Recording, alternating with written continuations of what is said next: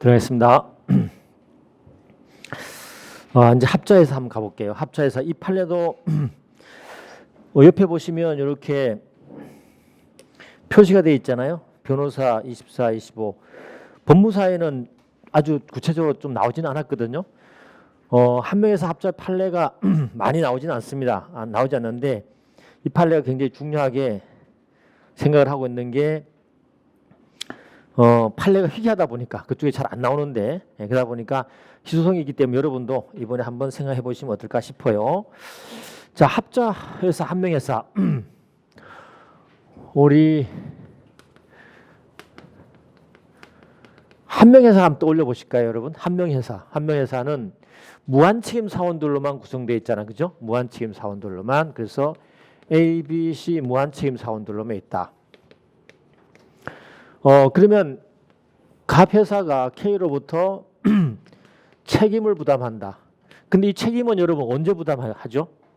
이 책임을 만약에 K로부터 10억을 차용한다 했을 때 무한책임지는 C는 언제부터 무한책임을 지는 거죠? 언제부터? 빌려올 때부터, 그죠? 빌려올 때부터.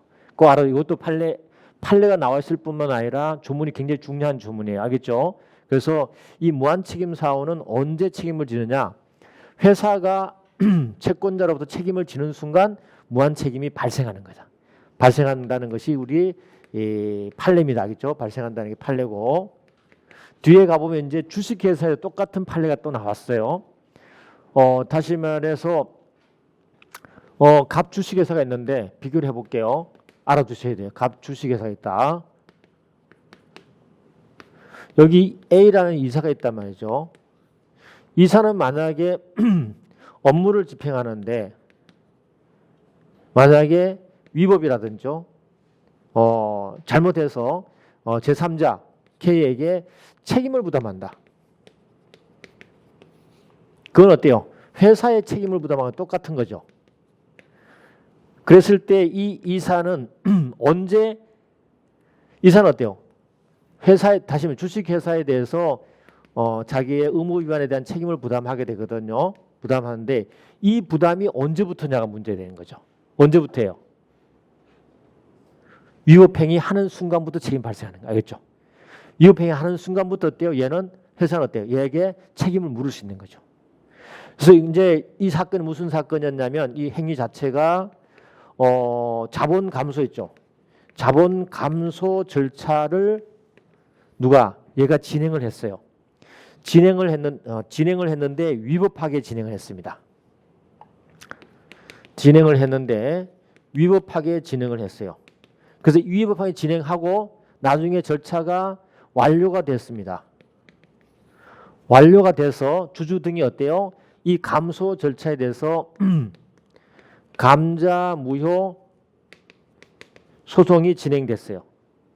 이랬을 때 회사가요, 바로 누구에게 너 책임져라고 책임을 추궁했어요. 그랬더니 요 A 이사가 뭐라고 했냐면 아직까지 감자 무효 소송이 결정이 안 났다. 이거 하고 난 다음에 책임 물을게 라고 주장을 했거든요. 판례는 안 받아들였죠. 왜? 여기 위법행위 자체로 너는 이미 어때요? 의무 위반이고 책임을 져야 되기 때문에 바로 손해배상 부담해 라고 한 사건이겠죠. 요거랑 그 다음에 한명회사의 이 무한책임 사원들, 합자회사의 무한책임 사원들이 책임지는 것에 대한 판례가 나와 있단 말이죠. 언제부터? 회사가 책임지는 순간 얘도 무한책임진다. 알겠죠? 이걸 두 개를 꼭 알아두시기 바랍니다. 그죠? 그러면 여기서 문제 생긴다. 한명회사든 합자회사든 어쨌거나 무한책임 사원들이 존재할 거란 말이죠. 그럼 이 책임 발생하는 순간 다른 사원들도 전부 다가 뭐 해야 돼요? 무한책임을 지는 거죠. 그러면 어때요? 만약에 무한책임 사원들 중에서 각자 업무 집행을 할 수 있지만 C가 만약에 업무 집행을 할 수 있도록 대표적으로 선임을 다 할 수 있잖아요. 그죠? 할 수 있어요. 그럼 다른 무한책임 사원은 업무 집행을 못 하거든요. 얘만 할 수 있단 말이죠. 이랬을 때 이 C가 업무 집행을 할 때 위법하거나 부당한 업무를 집행을 했다. 그럼 회사가 책임질 거 아니에요? 그럼 누가 책임지는 거죠? 얘들이 책임지는 거죠. 그래서 나온 게 이들을 보호하기 위해서 나온 제도가 뭐예요? 업무집행 권한상실 제도예요. 꼭 알아둬야겠죠? 그래서 중요한 제도입니다. 그게 뭐라고요? 업무집행 권한 어때요? 아예 상실을 시키는 제도가 있어요. 누가? 얘들이. 왜냐하면 네가 잘못하고 있잖아. 잘못하면 어떻게 돼요? 다 우리가 책임 쓰니까 그만두라 갈 수 있는 권한을 줘야 될 거 아니에요. 그게 바로 이게 업무집행 권한 상실 제도예요. 그리고 이 상실 제도에 상실 선고를 청구할 수 있는 자는 누구냐면 개인입니다. 그죠? 사원입니다. 사원 개인이 누구에게? 법원에 할 수 있습니다. 알겠죠? 이걸 알아둬야 돼요. 이것도 하나 알아두시고 사원 개인이 한다. 왜? 얘가 잘못하면 제가 지금 나쁜 일을 하고 있어요. 제가 책임질 거 전부 우리가 다시 책임되니까 얘 빨리 업무를 그만두게 해주세요. 라고 할 수 있는 청구죠. 그러면서 여러분 비교해야 될 게 하나 있습니다. 뒤에 가보면 이제 뭐가 나옵니까? 사원의 제명제도가 한 명에서 합쳐서 있죠. 그죠? 제명제도가 있어요. 잘라버린다는 거죠. 제명제도. 이 제명제도는 어떻게 하냐면 요게 이제 시험에 나오기 때문에 말씀드리는데 조문 문제로 여기 제명 청구는 누가 하는 거죠? 사원 개인이 할까요? 아니면 사원, 그죠? 우리 선생님 과반수 이렇게 했어요. 잘하셨어요. 과반수. 입으로 얘기해야 됩니다. 입으로 얘기든 뭐요? 사원 과반수가 어떻게 한다? 법원에 청구하는 거 알겠죠? 요거 이제 좋은 문제로 여러분 옛날에 한번 나왔으니까 비교를 해놓는다. 그죠? 해놓고 이게 중요하다. 업무집행 권한 상실 제도가 있다. 됐죠? 요걸 일단 아는 게 중요하고요. 그 다음에 이 판례가 어떤 의미를 갖고 있었냐면 합자에서 한번 기본 설명 다 했지만 복습을 해볼게요. 이게 합자회사였습니다. 합자회사고 이렇게 A, B, C, D가 있었는데 여기 무한책임 사원이고요. 무한책임 사원이고 유한책임 사원이고 유한책임 사원이었어요. 여기 무한책임 사원인데 얘가 이제 대표 무한책임 사원이었어요. 업무를 집행하는 자입니다. 대표로 선임돼서. 그런데 얘가 하는 행위가 너무나 위법하고 부당한 행위를 하다 보니까 유한책임 사원 있죠. 사원들이 누구에게? 얘에 대해서 업무 집행 상실 선고를 신청하고요. 법원에서 확정이 되어버렸어요. 그럼 어때요? 얘는 대표권이 상실되는 거죠. 그죠? 상실되는 겁니다. 그랬는데 상실되면 여러분 아시다시피 합자회사에서는 누구만이 할 수 있죠? 업무 집행은? 업무 집행 오직 무한책임 사원만이 할 수 있잖아요. 유한책임 사원은 어떠한 경우도 업무 집행을 할 수 없어요. 강행기 중이라는 거죠. 그래서 업무 집행 오직 무한책임 사원만이 할 수 있어요. 이런 상황인데 얘가 이제 업무 집행을 못 하잖아요. 그럼 얘가 업무 집행을 해야 돼. 근데 얘가 또 시름시름 앓다가 며칠 만에 죽어버리네. 이거야. 사망을 해버려요. 사망해버렸어요. 그럼 어떻게 되는 거예요? 여기 집행할 사람들은 누구밖에 없어요. 얘밖에 없는 거야. 없으니까 어때요? 자기가 뭘 근거로 했냐면 이 회사의 정관에 뭐가 있었냐면 정관에 이런 게 있었습니다. 합자회사의 정관에 뭐냐면 우리 회사의 업무 집행자는 누가 한다? 오직 무한책임 사원만 할 수 있다. 라고 하면서 사원 결의 내지는 사원 결의로 무한책임만 사원 할 수 있다라고 이렇게 나오셨어요. 이걸 근거로 해가지고 이걸 근거로 해서 자기가 이 정관을 근거로 해서 스스로 사원 결의를 하고 난 다음에 어때요? 다시 업무 집행을 회복한다라는 결정을 했어요. 왜냐하면 여기서 할 사람 나밖에 없기 때문에 이 정관의 근거에서 나는 회복한다라고 자기 결정했어요. 그럼 얘들이 가만히 있겠어요? 다시 문제 삼았죠. 문제 삼았더니 판례가 뭐라고 하냐면 이거는 안 된다 그랬어요.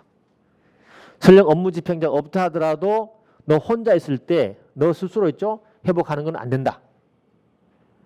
그럼 어떻게 해야 되냐? 라고 했더니 판례가 다른 사원에 전원의 동의를 받으면 가능하다. 그래서 다시 말해서 혼자가 됐다는 전제 하에서 무조건 어떻게 해요? 상실되었던 업무 집행권이 회복되는 것은 아니다. 그럼 회복하려면 어떻게 한다? 사원의 동의를 얻어야 된다가 이 판례입니다. 알겠죠? 요 취지만 알고 있으면 돼. 지 말겠으면 된다. 그죠? 그 말을 가지고 그럼 한번 읽어볼게요. 자, 지문 나오는 가보겠습니다. 뭐라고 돼 있냐. 2번 가보시면 업무집행 권한 상실 선고를 하게 되면요. 형성 판결이고요. 업무집행권도 상실되고 대표권도 함께 없어져 버려요. 됐죠? 그래서 3번 가보시면 무한책임 사원이 합자회사의 유일한 무한책임 사원이 됐다는 사정만으로 업무집행권이 부활되지는 않습니다. 알겠죠? 얘가 주장했던 판사한테 주장했던 건 뭔 얘기냐면 아니 그러면 우리 회사는 어떻게 하라는 얘기예요? 얘들은 아무것도 못하고 얘는 죽었고 그럼 저는 아무것도 못하고 그럼 우리 회사 그냥 가만히 있으라는 얘기예요. 라고 하소연했죠. 그래도 안 된다고 했어요. 알겠죠? 안 된다. 그 다음 4번째. 정관이나 총사원의 동의로 새로 그러한 권한을 부여받아야 돼. 새로 정관을 만들어야 된다는 거죠. 그 말은 어떻게 돼요? 정관을 만든다는 말은 무슨 말이죠? 우리 한 명에서나 합자에서나 정관 변경이나 정관 만들 때 어떻게 한다 그랬죠? 사원 총의 동의를 얻어야지. 사원 전원의 동의를 얻어야 되죠? 얻어야 된다. 그죠? 그럼 결국 뭡니까? B, C, D가 모여서 해야 된다는 거죠. 근데 얘는 왜 그렇게 했냐면 얘들이 말을 안 들어줄 거기 때문에 자기 마음대로 한 거지. 혼자 한 거예요. 얘들이 동의를 안 해주기 때문에. 예, 그런 상황에서 그죠? 어쨌거나 정관을 바꾸거나 총사원의 동의를 얻어라. 이게 된 겁니다. 그 말은 같은 말입니다. 알겠죠? 정관 변경을 바꾼다는 거 동일한 말이에요. 5번 있죠. 그래서 무한책임 사원들만으로 업무집행사원 대표사원을 선임하도록 한 정관. 이거는 유하다. 아까 말했죠. 당연히 여기는 어때요? 오직 업무집행자는 누가 무한책임 사원이 될 수 있기 때문에 정관에 이런 걸 동일하게 규정한다 하더라도 그거는 정관은 무효는 아니다. 그죠? 그렇지만 네가 이 규정을 가지고 네 마음대로 회복시키는 거는 안 된다가 판례 입장이에요. 정관은 유효한 거예요. 그렇죠? 그래서 그 후 사정으로 무한책임 사원이 된 게 특별한 사정이 없는 유효하다. 어쨌건 유효하다. 그러면서 뭐라고 하냐면 밑에 가보시면 그 정관을 근거로 단독으로 의결권 행사해서 자신을 업무집행사원이나 대표사원으로 선임할 수는 없다 그랬어요. 하려면 어떻게 한다? 유한책임사원을 포함한 총사원의 동의를 얻어라. 그러니까 어떻게 돼요? 얘들한테 미안하다 그러고 가서 달래고 사과하고 있죠? 같이 잘 하라는 얘기.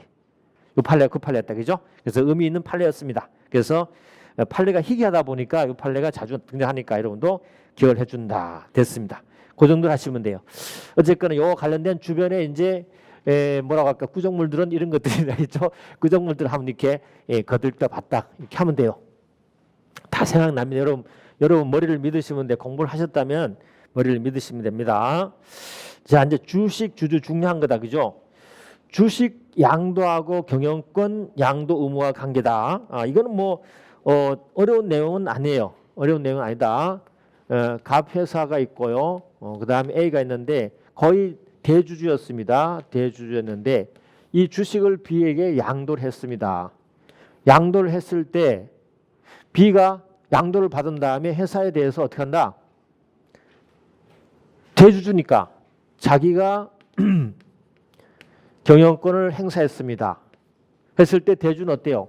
야 경영권은 별도로 넘겨줘야 되는 네 마음대로 하면 안 되지 라고 얘기를 했다는 거죠. 우리 판례는 뭐라고 한다고요? 주식의 대부분을 양도하면 어떻게 한다? 여기에 부수적으로 어떻게 한다?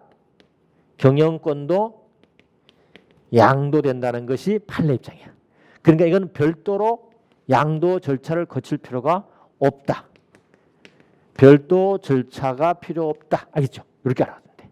됐죠? 이 판례 기억을 해둔다. 됐습니까? 법원직에도 나왔는데 법무사에는 아직 안 나왔어요. 그래서 5년치를 해준 이유는 뭐냐면 앞쪽에 안 나온 게 너무 많아요. 너무 많기 때문에 거기서 내는 거예요. 알겠죠? 별거 아니에요. 새 판례 올해 나온 것들은 나올 게 있긴 있어요. 그걸 꼭 들으셔야 되는데 사항까지 다 설명해 줄 건데 이따 25년 판례는 나올 게 있지만 어쨌거나 앞쪽에도 나올 가능성이 많다. 자, 그래서 다시 한번 복습해 볼까요? 자, 판결로지 가보십니다. 발행주식 전부 또는 지배주식의 양도와 함께 경영권의 주식 양도로부터 주식 양수인에게 이전하는 경우에 경영권 이전은 부수적인 효과다. 그렇죠? 같이 넘어간다. 독립적으로 그렇게 할 필요가 없다. 됐죠? 그런 내용이고 그 다음에 여기서 나오는 지문을 알아둔다면 사항까지 알 건 없어요. 사항이 너무 복잡하게 알 필요 없고 이런 거예요. 주식의 양도 청구권이 압류됐어요. 양도 청구권이 압류됐다. 양도 청구권이 압류됐다고 해서 양도를 할 수 없냐 이 문제였어요. 알겠죠? 양도 청구권이 압류됐다. A하고 B가 있다 합시다. 그래서 주식을 양도를 해야 되는 상황입니다. 근데 주식을 A가 만약에 갖고 있다 합시다. 근데 여기에 가압류가 걸려 있다. 주식에 대한. 그죠? 그랬을 때 B가 A에게 주식을 넘겨줘라고 양도 청구를 할 수 있냐가 문제되는 거죠. 판례는 어떻게 한다? 가능하다. 이 압류, 가압류가 어떻게 해요? 물권적 효과로서 이동택신을 여기까지 못하게 하는 건 아니다. 판례 입장이에요. 그런데 그 밑에 판례 가보면 그래서 주식 양도청의 압류나 가압류는 대물적 효력은 없고 이 말은 그 말이에요. 알겠죠? 그래서 채무자가 제3채무자를 이게 현실로 급부를 추심하는 것을 금지할 뿐이지 채무자는 제3채무자 상대로 주식의 양도를 구하는 소를 제기할 수도 있고 법원은 어때요? 가압류가 되어 있음을 이용해서 이를 배척할 수 없어요. 다시 하시면 양도 청구를 소송으로 제기할 수 있다는 얘기죠. 그럼 어때요? 판례가 그 양도해 주세요라고 할 수 있다는 거죠. 알겠죠? 판례가 양도 청구하니까 안 하니까 만약에 소송을 제기했다. 그럼 어때요? 판례가 양도해 주시오라고 양도 판결을 해줄 수 있다는 거죠. 가능하다는 얘기지.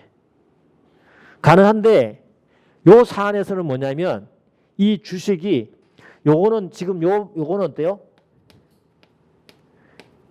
발행된 주식에 대한 내용이에요. 요 내용 위에 거는 발행된 주식일 때는 그렇게 할 수 있어요. 근데 만약에 어떻게 한다? 판례가 이런 말 합니다. 미발행된 주식. 우리 주식이 발행되지 않으면 양도할 수 없어요. 원칙 안 되죠? 근데 6개월 지난 다음에 양도할 수 있죠. 그죠? 그런 상황으로 미발행 주식이 만약에 6월 후에 양도할 수 있는 상황이 됐다. 이 미발행된 주식 있죠. 이 부분에 대해서는 양도 판결을 할 수 없다는 거죠. 그 말입니다. 알겠죠? 왜냐하면 하게 되기 때문에 우리 미발행된 주식 양도할 때는 어떻게 한다고 그랬습니까? 그냥 의사표시를 하자는 거죠. 의사표시로. 의사표시를 양도할 수 있잖아요. 근데 여기는 만약에 양도 판결을 한다 하더라도 실물을 넘겨줘야 되기 때문에 채권자, 채무자, 당사자 의사에 따라서 넘겨주고 싶기도 하고 내가 안 주겠다고 말할 수 있고 대항할 수 있는 게 있잖아요. 그죠? 그런 부분이 있지만 만약에 이게 발행되지 않은 주식이었다면 어때요? 아무 실체도 없어. 판사가 어때요? 넘겨줘. 그럼 어떻게 돼요? 넘겨줘야 돼. 그럼 뭐예요? 넘겨줘야 될 의무자는 어떻게 돼요? 자기의 의사를 누가 판결해 준 거야? 판사가 해준 거지. 알겠죠? 이건 안 된다는 거죠. 그래서 판례가 그 말만 알아두시면 돼요. 자, 밑에 가보시면 이런 말 나옵니다. 다만 주권 발행 전이라도 회사 성립 후 6개월 지나면 주권의 교부 없이 지명채권의 양도에 관한 일반 원칙에 따라서 의사표시만으로 주식을 양도할 수 있기 때문에 주권 발행 전 주식 양도를 명하는 판결은 곧 뭐가 되는 거야? 의사 진술을 명하는 판결하는 거잖아요. 그죠? 권리자나 의무자나 이 받는 사람도 마찬가지고, 그죠? 서로의 당사자의 의사를 판사가 해줘버리기 때문에 이거는 안 된다는 거죠. 예, 그래서 우리 판례는 어떻게 한다? 이러한 주식의 양도를 명하는 판결이 확정되면 채무자는 일방적으로 주식의 양수인의 지위를 갖게 되고 제3채무자는 저지할 방법이 없기 때문에 가압류 해제를 조건으로 하지 않는 한 법원은 이를 인용해서는 안 되고 가압류의 제3채무자가 채권자의 지위를 겸하는 경우도 상관없다. 그죠? 동일하다. 그래서 가압류, 여러분들이 복잡하게 생각할 거 없고요. 질문이 나온다 하더라도 어렵게 안 나오고요. 만약에 주식의 양도청 가압류 됐다 하더라도 어떻게 한다? 양도 청구 소송할 수 있다. 근데 만약에 발행되지 않았을 때 어떻게 한다? 가압류를 해제하는 조건을 해야 된다. 막까지 말하면 돼 그냥.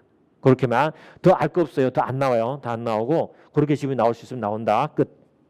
그래서 여기는 두 가지가 문제됐었다.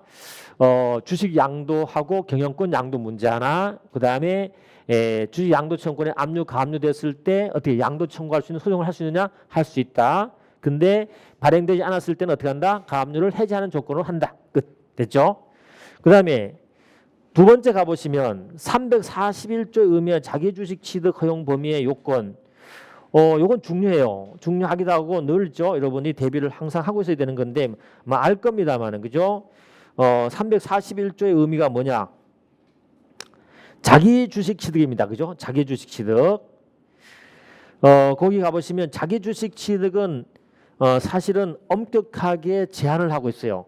자기 주식 취득은 강행 규정이고요. 여기 위반되면 무효가 됩니다. 자기 주식 취득 부분요. 그래서 우리가 3, 4, 1조 그러면 조금 우리 구정물을 한번 해볼까요? 구정물 이렇게 볼까요? 자기 주식 취득. 여러분 생각날 겁니다. 자기 주식 취득. 첫 번째는 원칙은 안 되는 거다. 그죠? 안 되는 거다. 두 번째는 허용되는 것이 두 가지 방법이 있다. 첫 번째는 341조의 자기 주식 취득이다. 요건 뭐예요? 생각나나요? 요거는 배당 가능 이익 범위 내에서. 알겠죠? 첫 번째 조건이 배당 가능 이익 범위 내에서. 그 다음에 두 번째는 어떻게 해요? 공개적인 방법으로. 다시 말하면 여러 가지 말이 많지만 사실 이 말입니다. 원칙에 맞게. 그렇잖아요. 자기 주식 취득하는데 여러분 전부 주주다. 제가 회사다. 그죠? 그럼 내 친한 사람 있다. 뭐 누구님 관계 없지만 누구 친한 사람도 야 내가 우리 자기 주식 취득할 건데 너 팔래? 하게 되면 다른 사람 어때요? 팔고 싶은데도 자기는 못 팔잖아. 그죠?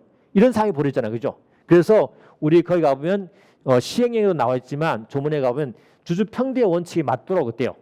공개 매수라든지요. 공개 매수라든지 할 수 있도록 합니다.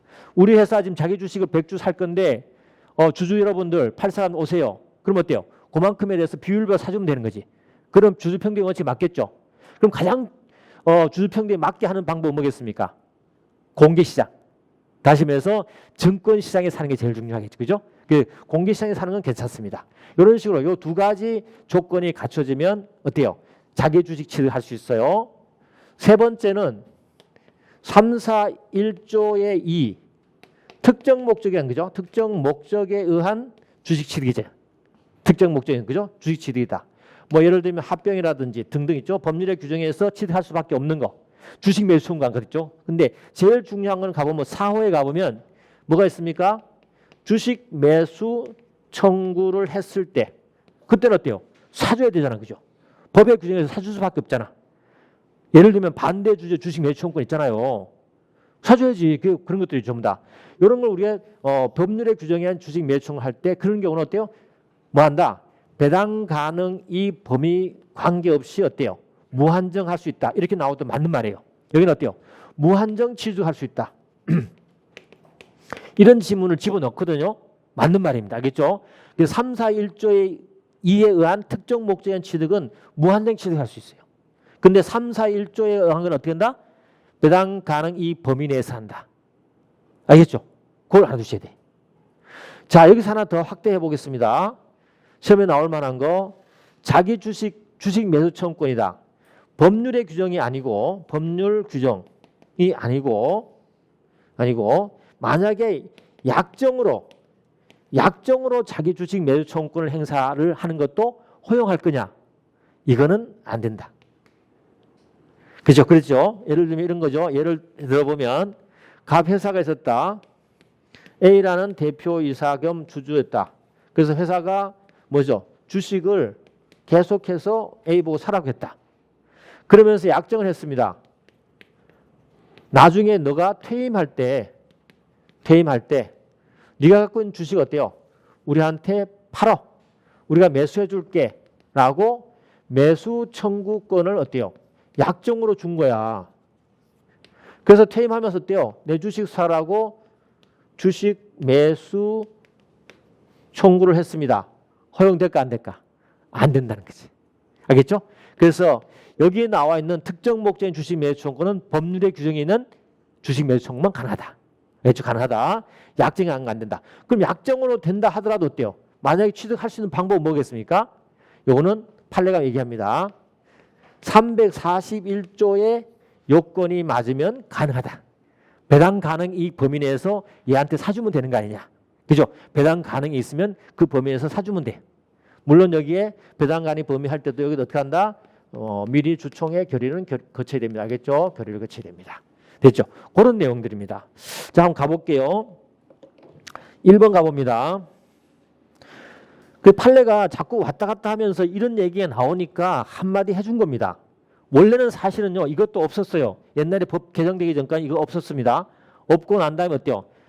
이제 회사법에 대한 여러 가지가 발전되면서 이게 새로 들어온 거예요. 들어오니까 오해를 하는 거죠. 자기 주식은 좀 뭐 하면 되겠네라고 하면서 이런 식으로 확대해 나가니까 판례가 그 1번 지문이 뭐냐면 경종을 울려준 거예요. 보세요. 이런 뜻입니다. 2011년 4월 14일 날 우리가 개정해서 이게 들어온 거야. 이게 들어온 거죠. 종래 자기주식 원래 엄격하게 취득 못하겠습니다. 그죠? 그래서 그걸 완화해가지고 3, 4, 1조에서 회사가 배당 가능이익의 범위 내에서 거래소에서 취득하는 방법. 여기 아까 얘기했죠. 거래소, 공개시장에서 취득한다고 그랬죠. 배당 가능이익 범위 거래소 꼭 알아둬야 돼. 이 거래소가 왜 나온다 그랬습니까? 주주평대의 원칙. 알겠죠? 그것 때문에 그런 거야. 특정한 자에게 사주면 안 되는 거예요. 자기 주식 알겠죠? 특정한데 그런 겁니다. 할 수 있도록 허용하고 3, 4, 1조 2에서 특정한 목적에 있는 경우에만 할 수 있도록 해놨다. 알겠죠? 그 4, 5에서는 주주가 주식 매수총을 행사하는 경우를 들고 있다. 됐죠? 그래서 이렇게 했다고 해서 무한정 자기 주식을 취득하는 것을 허용한 것은 아니다. 라는 말이 거기 나와요. 알겠죠? 그 다음에 2번 가보시면 주식 매수총을 행사하는 경우에는 상법 3, 4, 1조 2의 4호에 따라서 회사가 제한 없이 자기 주식을 취득할 수 있다. 이 제한 없이가 말이 무슨 말이에요? 이익 배당 금액 관계없이 무한정이라는 말로 바꿔서 이제 지문 낸다면 알겠죠? 관계없이 3, 4, 1조 2에는 특정 목적이기 때문에 무한정 취득할 수 있어요. 세 번째 지문 가볼까요? 회사 특정 주사의 특정한 금액을 주식을 매수하기로 약정한다. 요거죠? 요겁니다. 요 사건입니다. 그죠? 약정하면 사실상 매수 청구를 할 수 있는 권리를 부여해서 주주가 그 권리를 행사하는 경우에는 개정상법 3, 4, 1조의 2, 4호 뭐예요? 요거에 적용되지 않습니다. 알겠죠? 약정을 한 거 여기 적용되지 않는다는 뜻이에요. 않기 때문에 어떻게 한다? 여기에 해당되지 않는 한, 여기에 해당되지 않는 한 이걸로는 취득할 수 없다. 약정으로. 그 다음 4번 이런 말을 마지막에 던져줍니다. 설령 상법이 자기 주식 요건을 완화시켰다 하더라도 여전히 법이 정한 경우에만 자기 주식 취득이 허용된다고 원칙이 변함이 없고 따라서 3, 4, 1조에서 정한 요건 및 절차에 의하지 않은 자기 주식 취득은 뭐다? 안 된다. 됐습니까? 이 판례가 상당한 내용을 얘기를 해주고 있는 거죠. 자기 주식 전체가 여러분이 떠올리셔야 돼. 되는 거죠? 그 다음에 여기 또 하나 중요한 게 또 나왔습니다. 이렇게 자기 주식 취득하는데 그래서 판례가 어디서 문제되는가를 여러분 제가 이게 해주는 이유가 뭐냐면 어디서 문제되는지를 알아둬야 돼요. 자, 배당 가능 이익 범위 내에서 한다 그랬죠? 그런데 여기서 또 문제되는 사건이 뭐냐면 배당 가능 이익이 이게 뭐냐 이거예요. 배당 가능 이익이 뭐냐 이거죠. 여러분 배당 가능 이익 그러면 오해하는 부분이 있죠. 이것도 오해에서 일어난 겁니다. 그죠? 회사의 현금이 배당 가능 이익만큼 쌓여 있다고 생각하는 거죠. 아니에요. 배당 가능 이익은 연말에 가봐야 알아요. 연말에 가서 우리 회사 이익이 얼마 났다가 봐는 거죠. 알 수 없잖아요. 12월 3일 날 무슨 일이 발할지 누가 알고. 그죠? 아무것도 모르는 거죠. 끝까지 가봐야 될 사람이라는 거죠. 그죠? 근데 그렇기 때문에 우리 회사가 이익이 얼마 발생할 걸 예상하고 있는 것밖에 없는 거죠. 근데 중간에 자기 주식을 취득할 수 있잖아요. 돈은 없어. 그럼 어떻게 돼? 빌려와서 해야 될 거 아니야. 돈 줘야 될 거 아니야. 사더라고. 그죠? 그래서 이 사건은 뭐냐면 배당 가능 이 범위는 맞아. 범위는 아는데 돈이 없으니 어때요? 현금을 자기 주식 취득하기 위해서 차용을 했습니다. 차용하고 난 다음에 어때요? 자기 주식 취득했습니다. 이걸 안 된다고 이제 다툼이 생겼던 거죠. 그때 판례가 뭐라 그래요? 괜찮다고 했습니다. 괜찮다. 이 판례입니다. 알겠죠? 그래서 배당 가능 이익은 회사에 쌓이는 현금을 의미하는 것이 아니다. 그죠? 그 배당 다시면서 이 발생해서 배당 가능이 범위 내라면 그죠? 돈을 빌려와서 자기 주식 취득하더라도 아무 관계 없다. 그죠? 이게 판례다. 여기가 알아두면 돼. 이게 판례 그 밑에 판례가 바로 그겁니다. 자, 그래서 주식회사가 배당 가능이 아닌 차입금으로 자기 주식을 취득할 수 있느냐? 이제 결론 나오지 아시겠죠? 여러분 시험에 안 나왔으니까 나올 수 있다. 그죠? 중요한 건데 계속 안 냈어요. 안 내고 있기 때문에 언젠가 한번 나올 겁니다. 그죠? 자, 배당 가능 이익은 뭐라고요? 회사가 단기에 배당할 수 있는 한도를 의미하는 것이지 회사가 보유하고 있는 특정 현금을 의미하는 건 아니다. 이런 지문 나오면 맞추셔야 된다겠죠? 이제 아시겠죠? 두 번째, 자기 주식 취득하는 경우 당기 순자산이 그 취득가액의 총액만큼 감소하고 결과 배당 가액도 같은 금액만 감소하게 되는데 이는 회사가 자금을 차입해서 자기 주식을 취득하더라도 마찬가지예요. 사실은 회계 장부상은 마찬가지 똑같아요. 그 다음에 그래서 상법 3, 4, 1조 1항 단서는 자기 주식 취득가의 총액이 배당 가능에 초과해서는 안 된다는 것을 의미할 뿐 차입금으로 자기 주식 취득하는 것이 허용되지 않는다는 의미는 아니라는 거죠. 이해됐습니까? 이걸 여러분이 알고 있어야 된다. 됐죠? 시험에 나올 수도 있다. 그래서 중요한 게 많아요. 안 나온 게 너무 많기 때문에 5년 동안 판례가 있죠.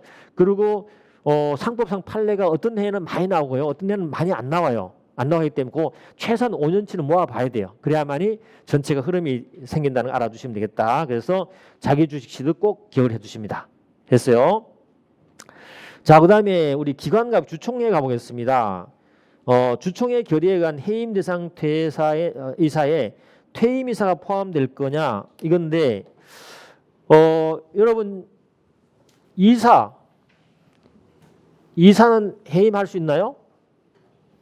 이사는 누가 해임하죠? 주주총회에서 해임하죠. 그죠? 주총회 해임하는데 주총회 특별 결의예요? 보통 결의예요? 생각이 안 나요? 그러면 구정물을 많이 못 먹은 얘기지. 그죠? 못 먹은 얘기지. 이사해임이다. 그죠? 이사해임이다. 그 다음에 감사해임이다. 혹은 또는 선임이다. 그죠? 선임 뭐죠? 보통결의죠. 주총. 반드시 주총입니다. 알겠죠? 그 다음에 여기도 어때요? 이거는 특별결의다. 우리 항상 했던 거 한번 생각해보죠. 구정물 한번 생각해봅시다. 또 다 얘기했던 것 같은데 청산인은 어때요? 청산인 선임하고 해임이 있다. 이건 어떻게 합니까? 그냥 주총의 보통결이다. 그죠? 주총의 보통결이다. 이렇게 생각하십니다. 그죠? 이렇게 따라두시고 해임한다. 그러면 좋다. 이제 구정물 한번 해봅시다. 주주총의 대표, 이사 등 상관없고 대표이사도 마찬가지입니다만은 해임을 하잖아요. 해임을 하면 우리가 해임을 하거나 사임을 했을 때 회사를 위한 제도를 두고 있습니다. 그게 무슨 제도예요? 회사가 있죠. 이사가 없어질 때, 이사가 해임으로 결원됐을 때 회사를 보호하는 제도가 두 가지 있어요. 어떤 게 있습니까? 그 첫 번째는 임시이사, 그죠? 임시이사 제도를 두고 있고 두 번째는 퇴임이사 제도를 두고 있죠. 그죠? 퇴임이사 제도. 퇴임이사.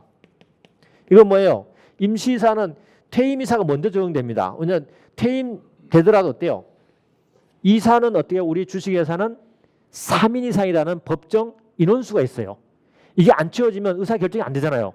그래서 어떻게 해요? 반드시 3인을 채우도록 돼 있거든요. 근데 금방 못 채우잖아. 그러니까 어때요? 만약에 갑 회사가 주식회사였는데 A, B, C 이사가 있었다 합시다. 얘가 그만뒀어. 퇴임이나 아니면 사임을 했어. 그러면 3인이 안 채우잖아요. 그럼 어때요? 얘가 대신해서 새로운 이사가 선임할 때까지 어떻게 돼요? 계속해서 이사직을 하고 있는 거죠. 이걸 우리가 퇴임이사 제도야. 근데 얘가 퇴임을 됐는데 뭘로 퇴임됐냐면 암이 걸려서 병원에 입원해야 된 상황이야. 거의 이제 시한부를 판정을 받은 사람이야. 퇴임했는데 계속해서 병원에서 뭐 암 판정 받았는데 뭐 의사결정 할 수 있어 없어요? 안 되죠. 그죠? 그럴 때는 어떻게 해야 돼? 요 제도로 가는 거야. 그렇잖아요. 그때는 어때요? 임시이사로 선임하면 되는 거지. 임시이사. 그러니까는 퇴임이사 제도를 먼저 해보고 얘가 그것도 할 수 없는 상황이다. 그러면 어떻게 한다? 임시이사 하는 거죠. 그죠? 법원에 청구하면 임시이사 선임하는 거죠.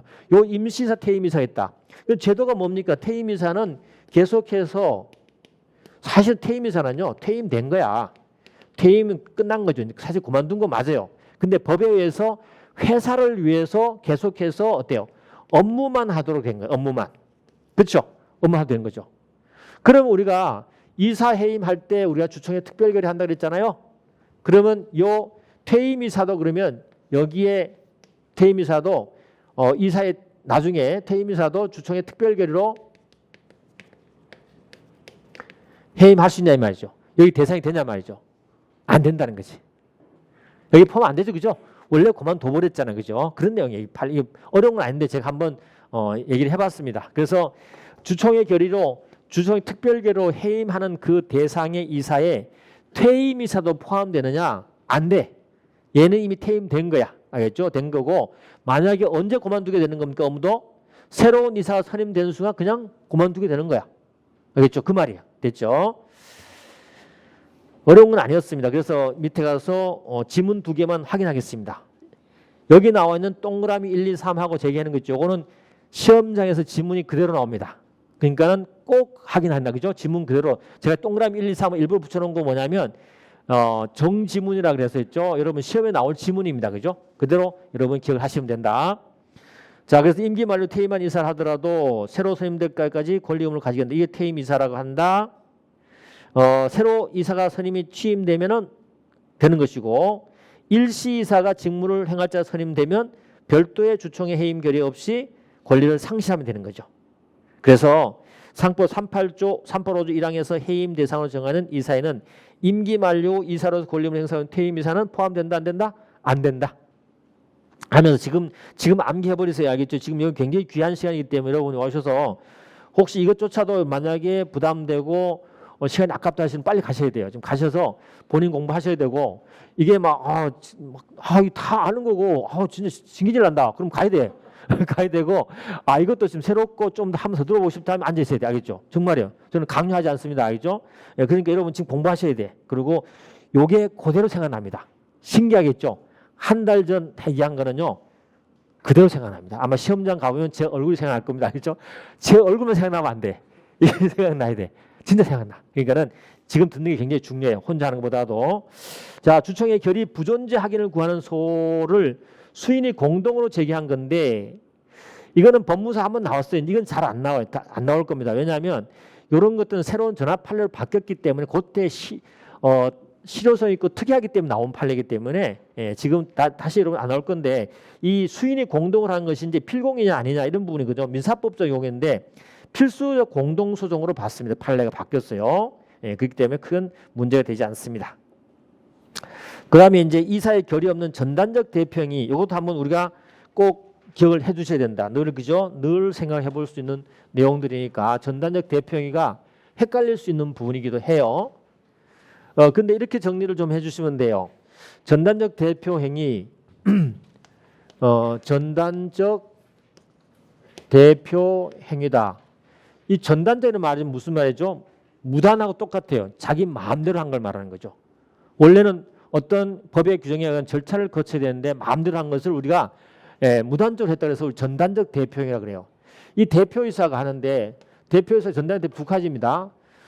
법률의 규정인데 그죠? 법률에 규정이 있는 뭐냐면 이런 행위를 할 때는 반드시 주주총회 결의를 거쳐라.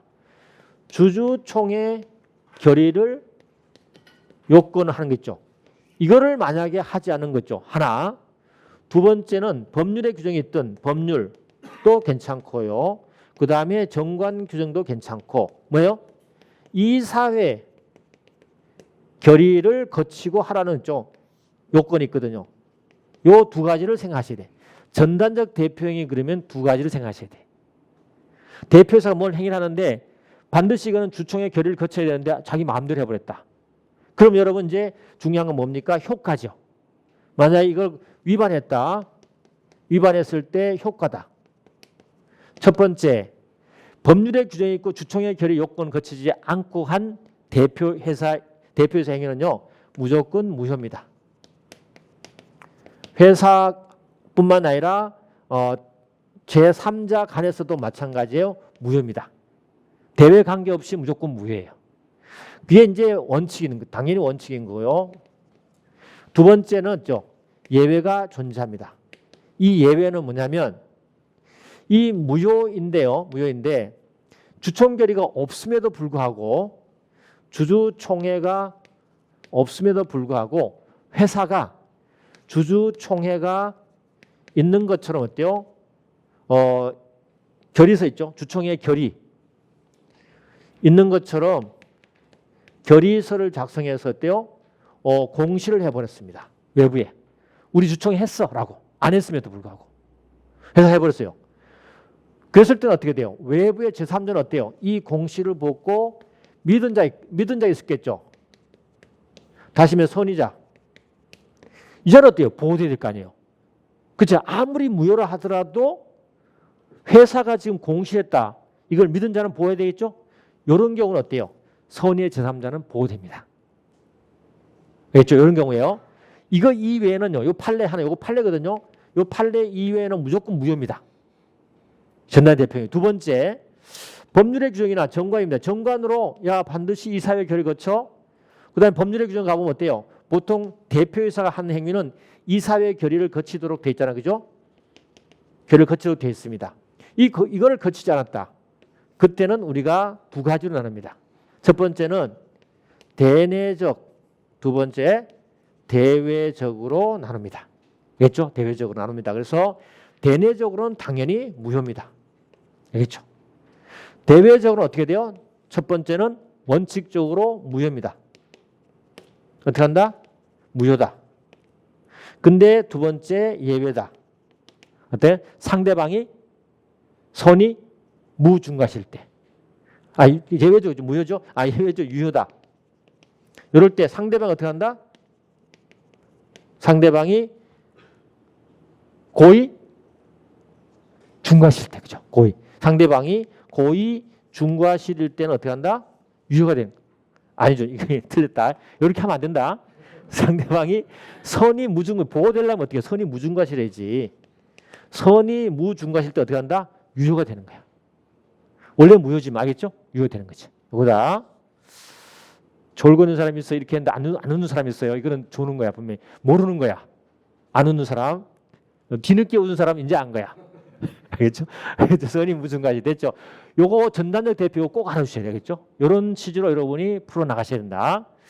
그러면서 우리 판례가 여기에서 여러 가지 몇 가지 했습니다. 제3자 보호 요건 이제 뭘로 바꿨어요? 선이 무중과실로 바꿨죠. 사실 과거에는 이 중과실이 아니고 이 선의에 다시 말해서 경과실이 빠져 있었어요. 경과실자를 보호하지 않았었어요. 않았는데 어떻게 했다? 요게 전압판례로 바뀌면서 어때요?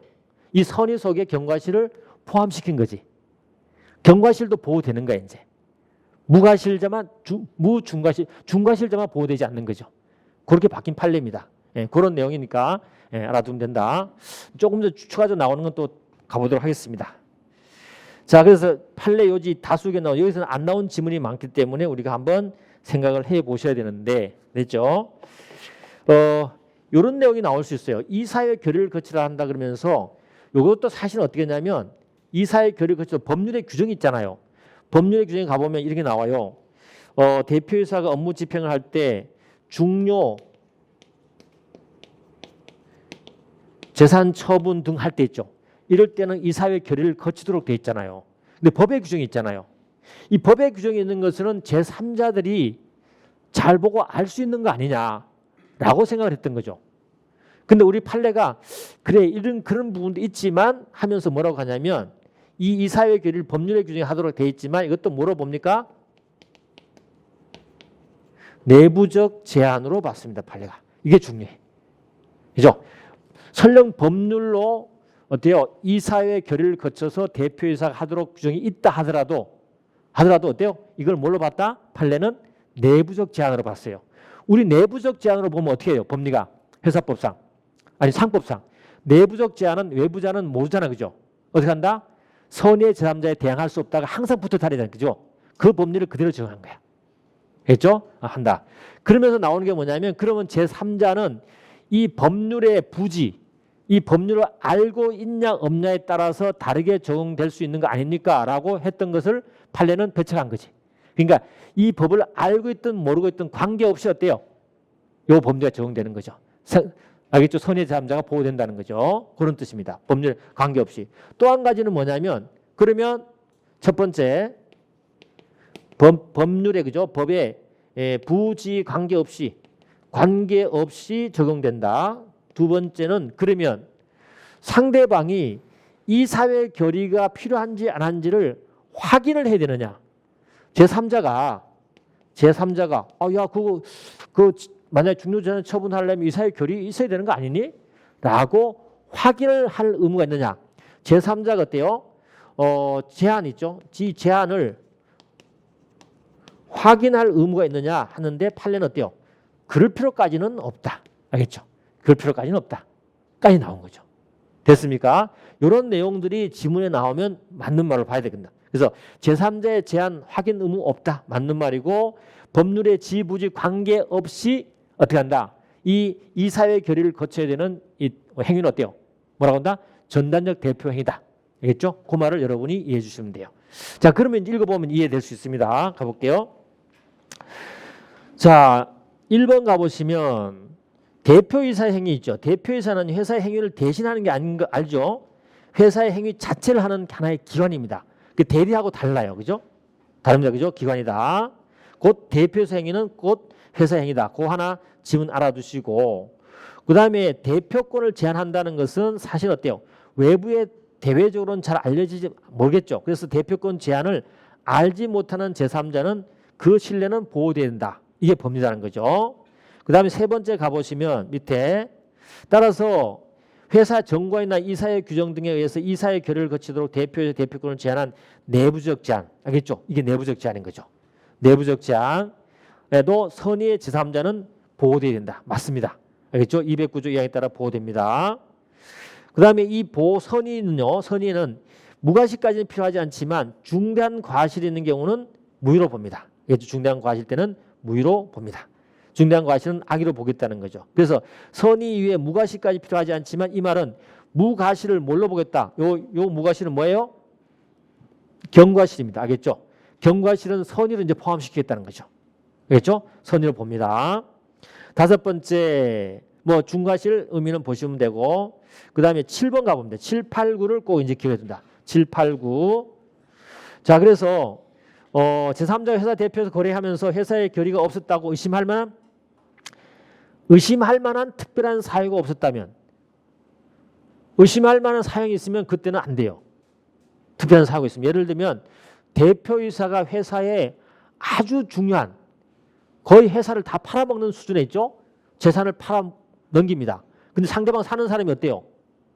이거 그냥 지가 마음대로 할 수 있겠지 라고 하는 것은 어때요? 안 된다는 거죠. 의심을 해봐야 된다는 거죠. 그죠? 예, 그런 정도가 아니라면 이사회 결의가 있었는지 확인하는 등의 조치를 취할 의무 있어 없어요? 없어요. 야, 너 이사회 결의 거쳤냐?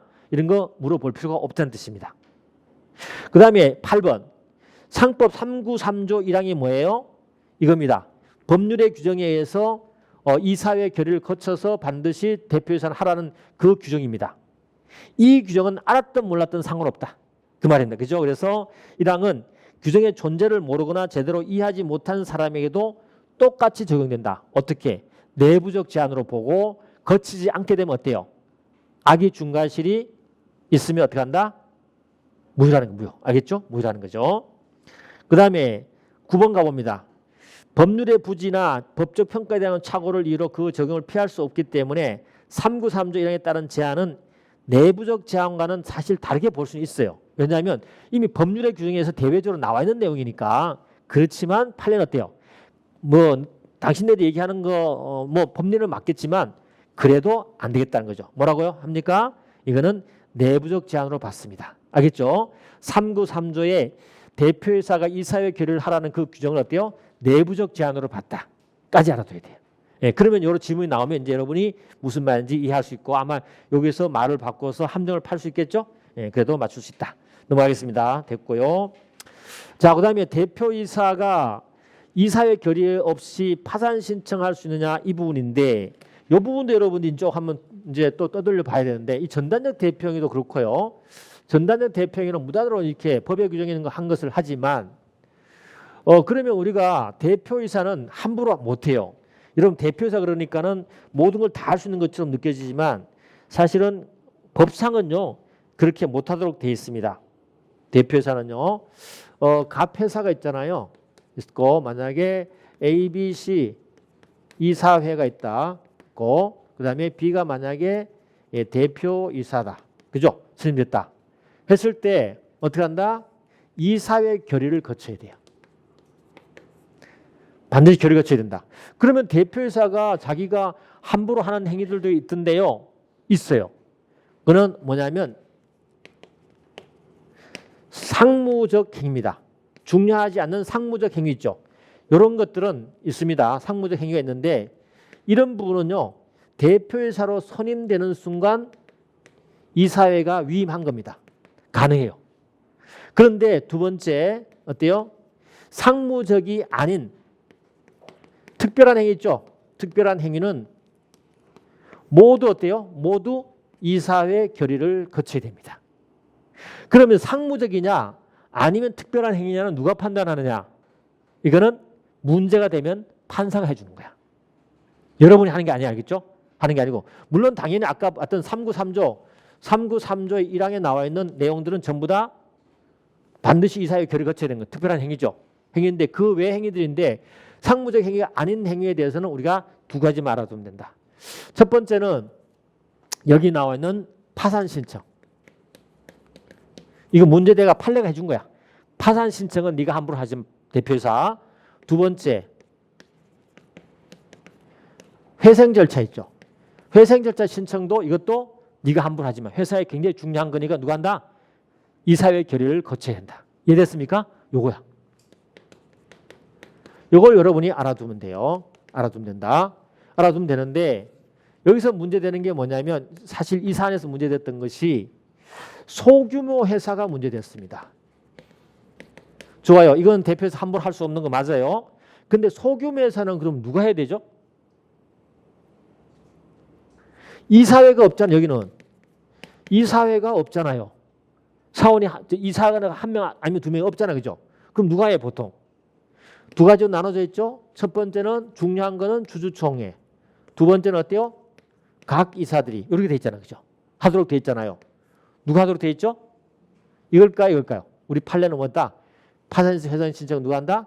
각 이사들이 하도록 돼 있다. 그죠? 하면 된다라는 게 판례 입장이다. 자, 또 이와 관련해서 또 하나 구정물을 일으켜보면 상무적인 행위 중에서 있죠. 상무적인 행위 중에서 이런 것들이 있습니다. 뒤에 이제 업무 집행자 할 때 나오는 그 판례이기도 하지만은 비교를 해보면요. 보통은 이제 판례가 주주총회 있잖아요. 주주총회인데 이 업무 집행 대행자가 하는 거와 관련되는 판례지만 얘기를 해보면 주주총회는 어때요? 임시총회가 있고 그 다음에 정기총회가 있죠. 정기총회는 상무적 행위로 봐요. 판례가 보통. 이건 어때요? 상무적이지 않는 걸로 봐요. 그런데 정기총회는 예외적으로 있죠. 예외적으로 상무적이 아닌 걸로 보는 판례가 있습니다. 어떤 거예요? 회사의 중요한 결정. 아주 중요한 결정. 이사 선임이라든지 등이죠. 어떤 이사의 구성을 바꾼다든지 아주 중요한 결정이 있죠. 중요한 결정은 어때요? 이거는 상무적이 아니라고 봤어요. 예, 그걸 여러분이 같이 한번 비교를 해주면 된다. 그죠? 자, 넘어가겠습니다. 그래서 이것도 간단히 정리했죠. 이제 이사의 결의 없이 파산 신청할 수 있습니까? 없습니까?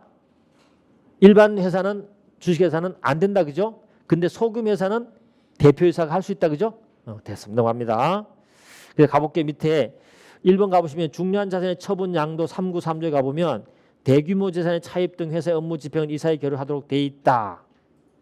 그래서 2번 가보시면 이사회가 일반적 구체적 대표이사에 위임하지 않는 업무 있잖아요. 요거는 일상 업무에 속하지 않은 중요한 업무로서 반드시 이사회 결의를 거쳐야 된다. 그러면 어떤 것이 그런 것이냐? 여기 나옵니다. 회생 절차 신청은 이사회 결의가 필요하다. 그 다음에 어떻게 한다? 파산 신청의 경우도 똑같다. 됐죠? 혹시라도 파산이라든지 회생 절차 나오고 누가 해야 되는 내용이 나오면 이 내용이다. 이 내용을 여러분 기억해 주신다. 그죠? 그러면서 헷갈리면 안 돼. 혼동되면 안 되기 때문에 제가 말씀드렸는데 뒤에 가보면 우리가 대표 이사들 있죠. 이사들이 만약에 소송을 당을 하면 어떻게 돼요? 우리가 직무집행정지 가처분을 하고 직무대행자를 선임하잖아요. 그죠? 그 직무대행자가 하는 행위도 똑같은 법리가 가요. 알겠죠? 일반적인 법원에 허가를 얻거나 그 다음에 가처분이 나와 있는 정도만 할 수 있는데 그 외 넘어서는 행위를 할 때는 이런 식으로 거의 판례는 이렇게 나온단 말이죠. 알겠죠? 이걸 같이 기억을 해야 되는데 거기 직무대행자가 하는 행위인지 대표이사 하는 행위 헷갈리면 안 되고죠. 잘 판단하시기 바랍니다. 자, 넘어가 보겠습니다. 그 밑에 또 판례 가볼까요? 파산 신청. 그래서 주식회사 대표이사가 회사를 대표 파산 신청할 경우 대표이사의 업무관에 일상 업무에 속하는 중요한 해당되고 이사의 결의에 필요하다고 봐야 되고 이사에게 별도 파산 신청권이 인정된다고 달리 볼 수 없다. 그러면서 이 사안은 이거였습니다. 소규모 주식회사였다. 알겠죠? 소규모 주식회사인데 대표이사 특별한 사정이 없는 한 이사의 결의를 거치면 할 수 있다. 소규모 회사는 이사회가 없기 때문이다.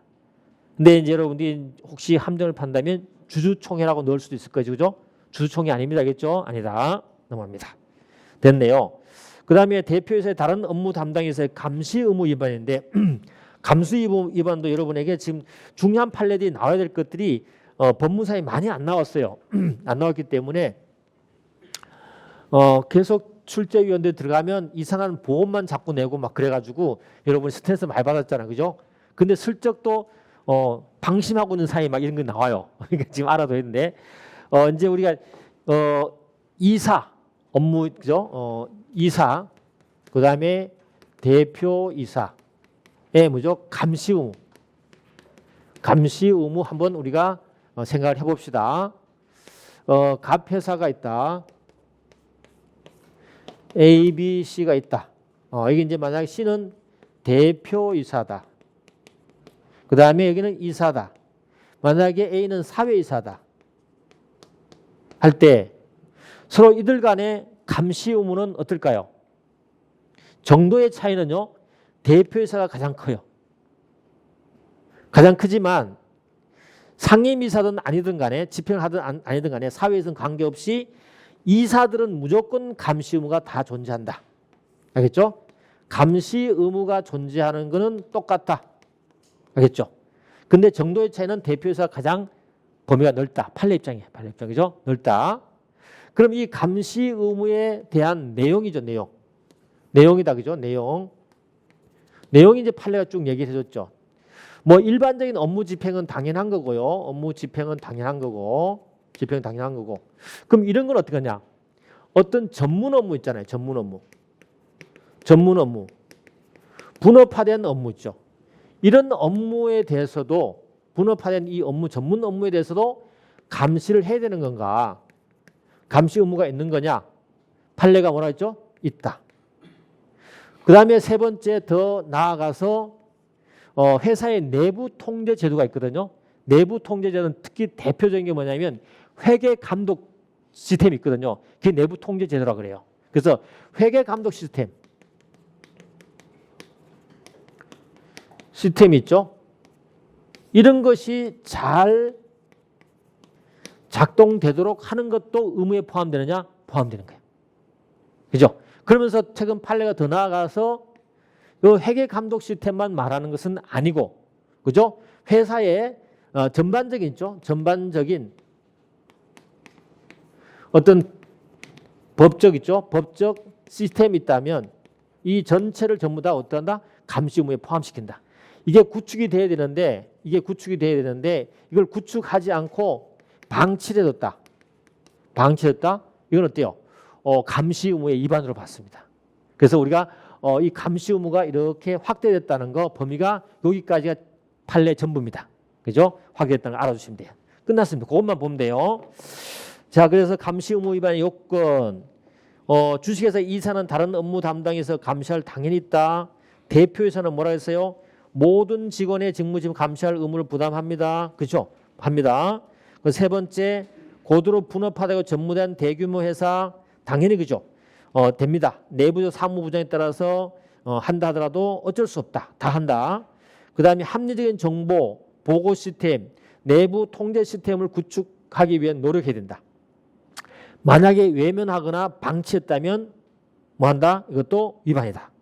그 다음에 회계 부정을 방지하기 위한 회계 관리 제도에 국한하는 것이 아니고 사업 운영상 준수에 대한 제반 법규를 체계적으로 파악하고 관리하고 또 필요하면 규정을 정해야 되는 것도 감시 의무에 포함된다. 알겠죠? 감시 의무에 포함된다까지 여러분이 알아두시면 됩니다.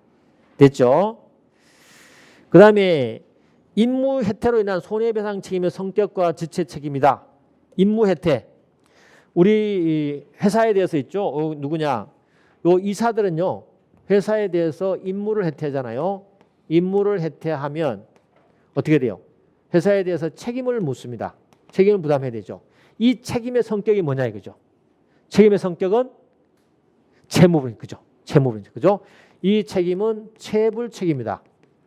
무슨 체불 책임이냐? 회사가 어때요? 여기 한 무슨 위임입니다. 그렇죠? 위임 계약에 근거한 계약상 채무불 책임이야. 그러게 되면 어때요? 이게 여기에 대한 만약에 소멸시효라든지 그런 거는 어디에 따라가겠어요? 민법으로 가는 거지. 소멸시효가 몇 년? 여기는 소멸시효가 10년으로 가는 것입니다. 그렇죠? 요겁니다. 그럼 이 10년에 대해서 법무사에 나왔던 게 뭐냐면 이 10년인데 우리 기산점을 잡을 때 일반적 채무, 민법상 채무 있잖아요. 채무 이행 기간에 대해서 어떻게 판단할 거냐 이 문제가 나와 있다는 거죠. 그걸 물어봤어요. 여러분 밑에 가보시면 이런 말이 나와요. 채무 불이행으로 손해배상 채무는 민법에 다 배우셨잖아요. 이행 기한이 있는 게 없는 게 따지잖아요. 그죠? 이거는 이행 기한 없는 채무잖아요. 그럼 언제부터 지시 책임져요? 이행 청구를 받은 때부터. 이게 시험에 나왔어 이게. 이게 여러분 시험에 나왔던 거다. 그죠? 그래서 나왔던 거고 넘어갑니다. 그래서 어떻게 한다? 그럼 언제부터 시효 기간이 10년 될까요? 이행 청구를 받은 때부터. 이게 시험에 나왔어요.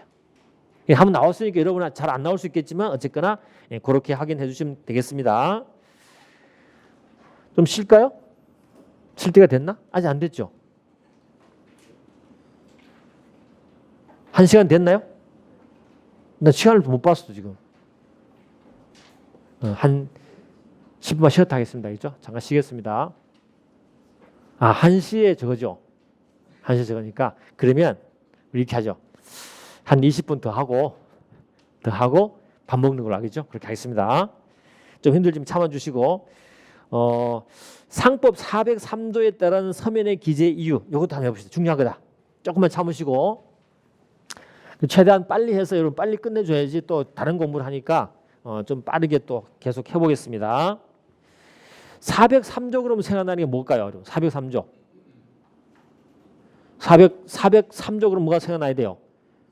주주 대표성 생각나야 되겠죠. 403조 그러면 주주 대표성 생각나야 돼요. 자, 갑회사가 있다. 주주 대표 소송인데 우리가 뭐가 문제되는지 한번 가볼게요.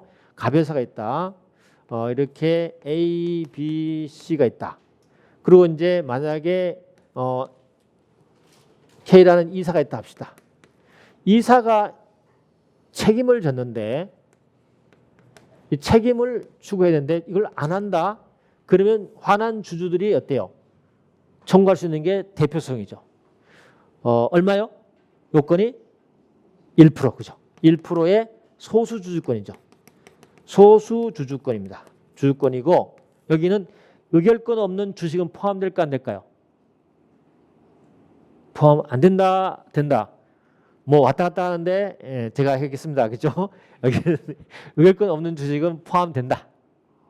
이거는 뭐라 했죠? 공익권이잖아. 공익권. 위법행위 유치청구권하고요. 이런 것들은 공익권이잖아. 공익소송 어때요?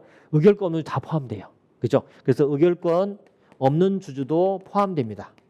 포함된다. 그죠? 그래서 어떻게 한다? 어떻게 해요? 먼저 법원으로 가는 것이 아니고 어떻게 한다? 여기에 대해서 얘가요. 이사가요. 뭘 잘못했고 뭘 했는데 왜 책임을 안 물어요? 라고 어때요? 이유를 제시해 줘야 돼.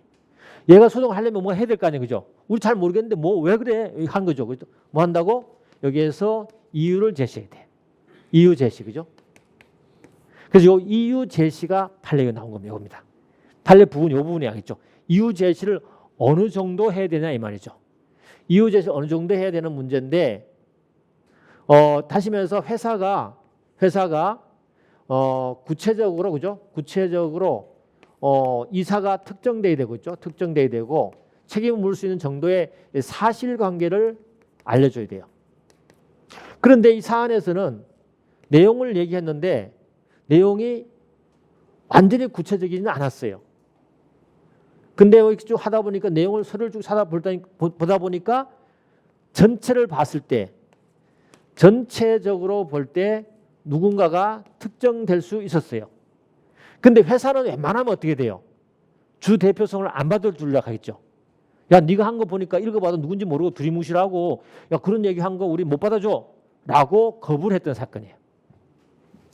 거부를 했는데 거부를 했단 말이죠. 거부를 했더니 주주들 어때요? 법원에 갔더니 판례가 야 내가 읽어봐도 쭉 끝에 가보니까 누군지 알겠던데 왜 안 해줬어? 라고 한 거야. 그래서 아주 명시적으로 구체적으로 할 필요는 없다는 거죠. 그게 판례다. 그죠? 그래서 한번 보겠습니다. 자, 그래서 4.3조 2항의 서면에 기재되어야 되는 이유의 범위다. 그래서 2항 가보시면 403조 2항의 서면에 기재된 이유는 권리 기속 주체인 회사가 제소 여부를 판단할 수 있도록 책임 충고 대상의 이사, 책임 발생 원인 사실, 핵심 뭐예요? 위반자, 그 다음에 그 사실, 요거는 기재돼야 되겠죠. 기재된다, 그죠? 다만 주주가 언제나 회사 업무에 대해서 정확한 거 알지 못하잖아요. 주주들은 회사에 대해서 전혀 몰라요. 사실은요. 쉽지 않아요. 아는 거, 그죠? 그러다 보니까 판례는 판단해 본 거죠. 책임 충의 대상의 이사의 성명이 기재되지 않거나 책임 발생 원인 사실이 다소 개략적으로 기재됐다 하더라도 전체적인 내용을 살펴봤을 때 어떻게 한다? 누군가 특정할 수 있고 사실관계를 파악할 수 있다면 어떻게 돼요? 이유 기재는 정확하다라고 한 게 판례 입장이야. 그래서 책임 발생 원인 사실 구체적으로 특정할 수만 있다면 괜찮다. 됐습니까? 그 판례였다. 그 다음에 이유와 관련해서 서명 이유에 대한 법적 평가와 청구 추가 여부입니다. 그래서 이거 헷갈리면 안 돼 보면. 조금 전에는 이유에 대한 어때요? 정도 문제였죠. 근데 이유를 제시하면서 어떻게 하겠어요? 이거는 뭐 횡령죄에 해당된다는 둥, 그죠? 그 이유에 대해서 판단입니다. 서명에 기재된 이유에 대한 법적 평가입니다. 법적 평가 하겠죠, 당연히.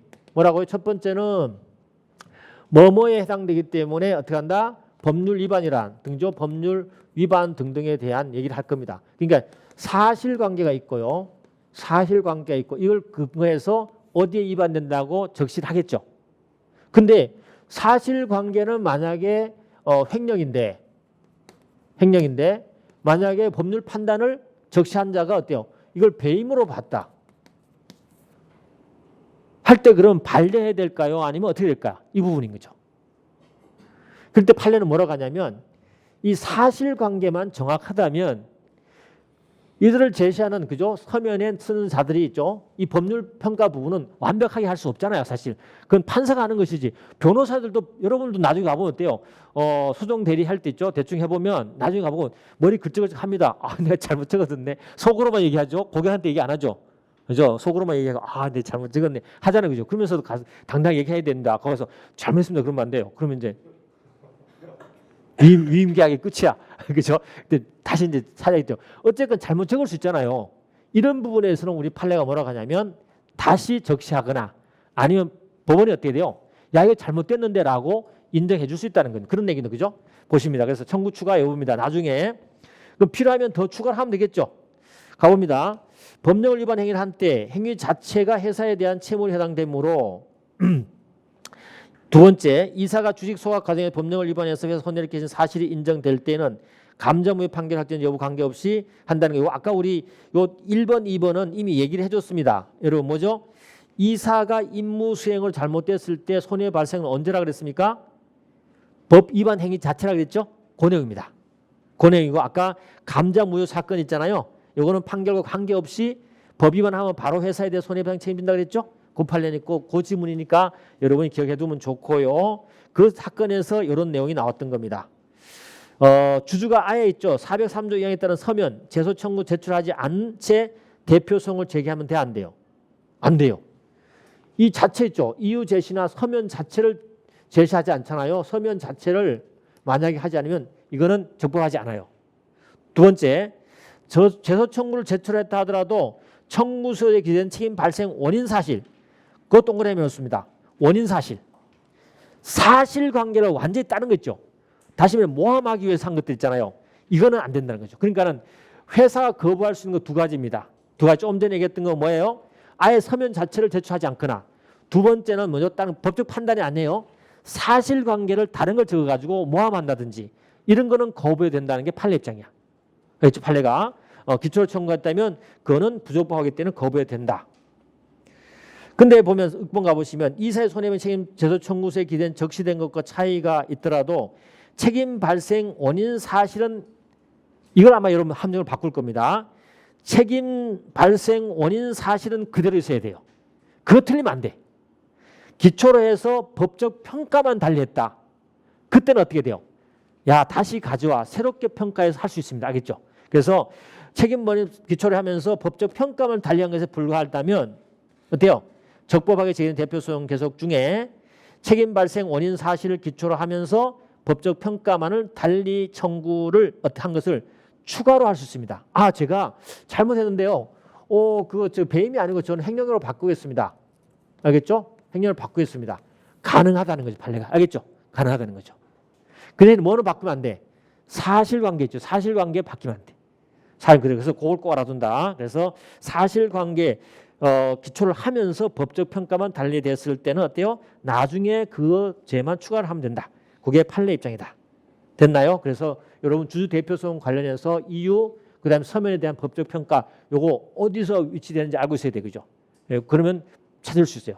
안 그러면 이게 위치를 모르면 헷갈려 버려요. 시험장에 너무 빨리 풀다 보니까 위치를 지금은 아는 것처럼 느껴져도 안 됩니다.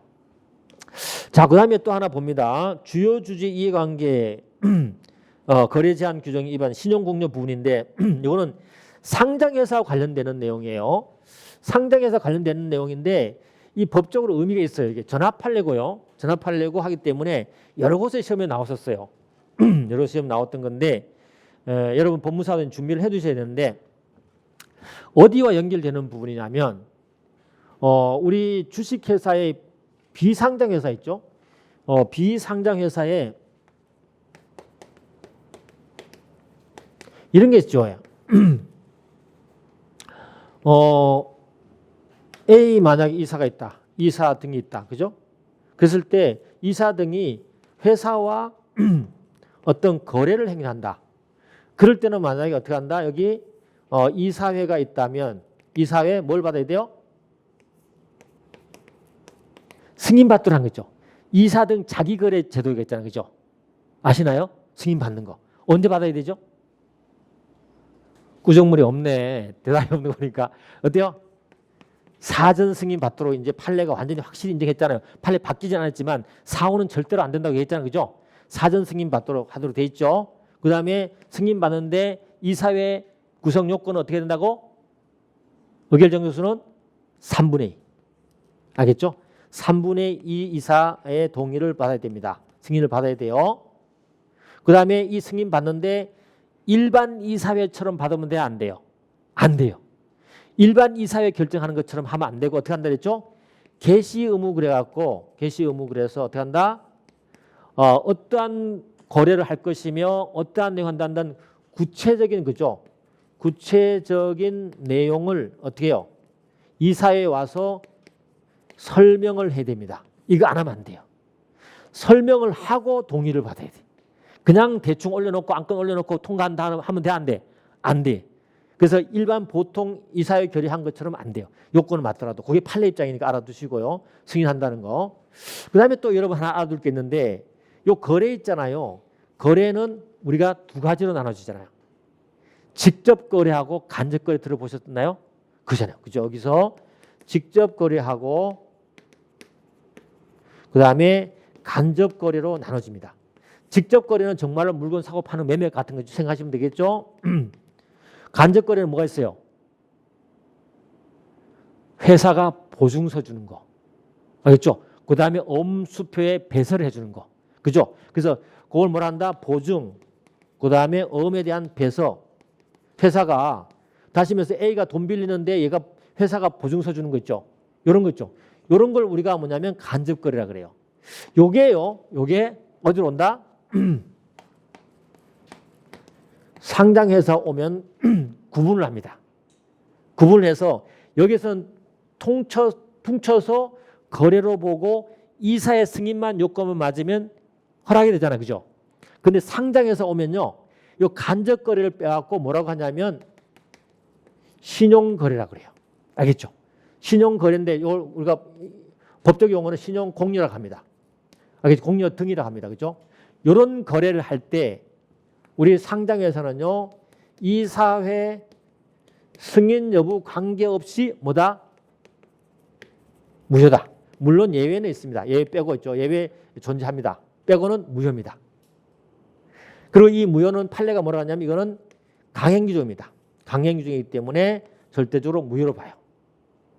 아시겠죠? 그래서 상장회사에서 여기 넘어오면은 요 신용거래는 이사회거래 여기 넘어오는 거죠. 넘어오면 이게 신용거래로 바뀌면서 이사회 승인 관계없이 무효라는 규정이 있거든요. 무효예요.